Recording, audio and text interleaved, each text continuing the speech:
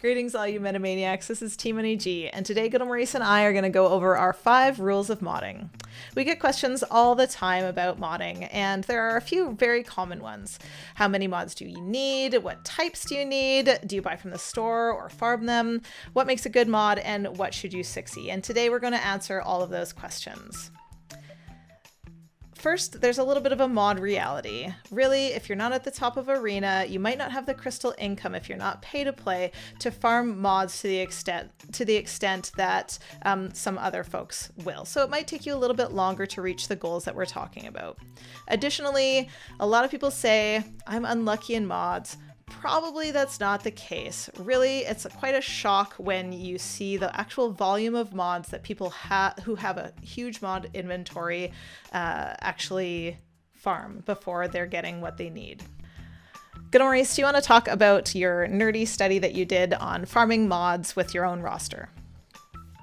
Yeah, I took the data down for about 1,150 mods. Out of those 1,150, only 22 were gold. And out of those gold mods that I did farm, you know, statistically speaking, you're only 0.6% chance that those gold mods will include the speed secondary stat. You know, 1 in every 200 gold mods that you get are going to roll speed 4+ times. So it's incredibly difficult. The odds are definitely against you. It's not bad RNG, it's just the way it is. So, you know, it takes a long time to get these mods, guys. The first rule that we're going to talk about today is mods versus GP. This is a way to kind of calculate how many mods you need for the roster that you have. For players of any GP, there's a rule of thumb that we kind of go by, and that's to have a minimum of 1 mod with 10 or more secondary speed per 20,000 galactic power. So the calculation for this, you first need to find out how many mods you have. You can do this one of 2 ways. You can run one of the Discord bots. We have those all listed on our website. You can go there and select from one of the, I think there's 3 or 4, and basically run the recruitment function on yourself, and it will tell you how many mods with 10 and more speed you have. Or you can just sort by speed within the game and then physically count the number of mods that you have. The calculation for this is just your GP divided by the number of mods you have with 10 or more speed, and that makes your GP per mod. So I'll just give you a little calculation based on my GP, which is about 4 million, and I have 265 mods with 10 or more speed. This counts, like I include all of the crappy arrows, my accuracy arrow with 16 speed, just everything you want to count, and I have about 15,000 GP per mod. So the lower the number, the better. I feel like I still am missing a couple of teams worth of mods, so I think that I need around 300 with my current GP to really have a strong roster for Grand Arena and Territory Wars. Next, we're going to go through the rule number 2, which is 40, 30, 30. That's 40% speed sets, guys. 40% of your total mod inventory should consist of speed sets. Speed wins this game, whether you like it, want to admit it, whatever the case is, speed wins this game. 40% of your mod sets should be speed sets. And you're going to have 30% that should be offense oriented, right? So you're going to have crit damage, you're going to have offense, and potency and crit chance could be considered offensive sets as well. The other 30% of your mods, of course, are going to be the defense oriented sets. You've got health sets, defense sets, and the tenacity sets. Now, you can make a case that crit chance, potency, and health are kind of your flex sets. They're all 3 2-piece sets and can go offense and can go on some situational defensive characters. So 40, 30, 30, guys, for rule number 2. Rule number 3 is that you should farm your mods in the challenges versus buy them in the store. Buying mods in the store costs about 3.9 million credits, and you're going to get a little bit of that money back if your mod is a dud, but the benefit is that you're going to see all of the secondaries before you buy them.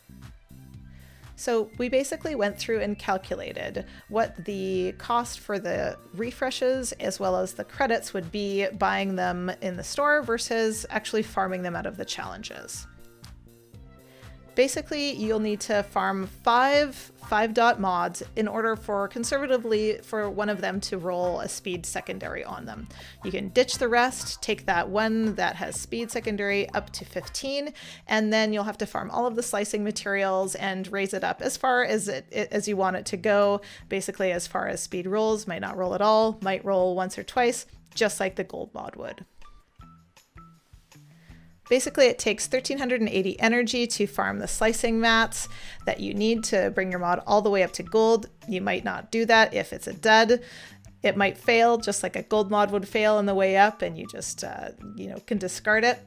But the bottom line is that it takes about 1/10 of the credits to farm a mod out of the challenges as it does to buy it out of the store. However, you're going to have to get that 1380 energy as well, either through your energy naturally refreshing or by spending the crystals to get that mod. So it just depends what your priorities are with regards to crystals versus credits. Yeah. But with that 1380 energy, what you're doing is creating mod depth as well. We're now in the era of TW. We're now in the era of Grand Arena. You need mods for all of your characters, and some of these mods that you're going to accumulate along the way are going to apply to our rule number 4. When that rule number 4 is going to be matching your mods. So basic rule of thumb sounds pretty simple. Your offensive oriented sets, crit damage, offense, crit chance, or arguably potency. You're going to want to look for offensive primaries or in offensive secondaries that match your set. So primary wise, you're going to want, offense, you're going to want crit damage. You're going to maybe want potency on a few crosses for some of your characters like Emperor Palpatine, maybe Mother Talzin. And you're going to want offensive secondaries too.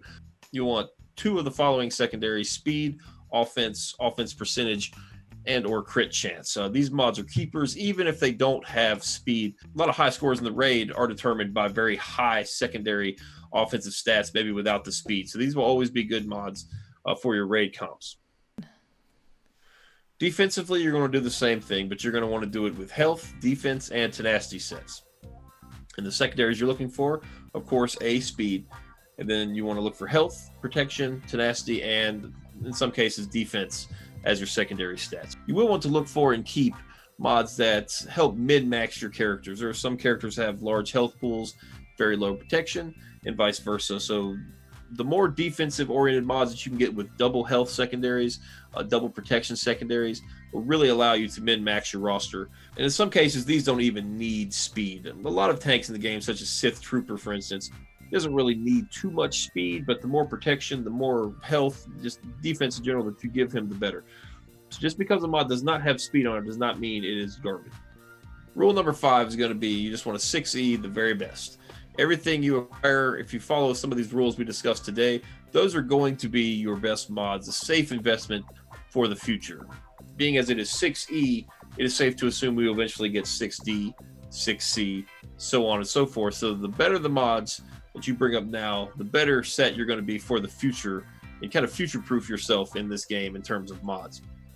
You're going to want to 6E the mods we've discussed today, the matching sets, your offense-oriented mods, your defense-oriented mods. Of course, anything with very high speed that's probably going to go on your arena team now and probably for the foreseeable future. So you want to take up your arena mods as well.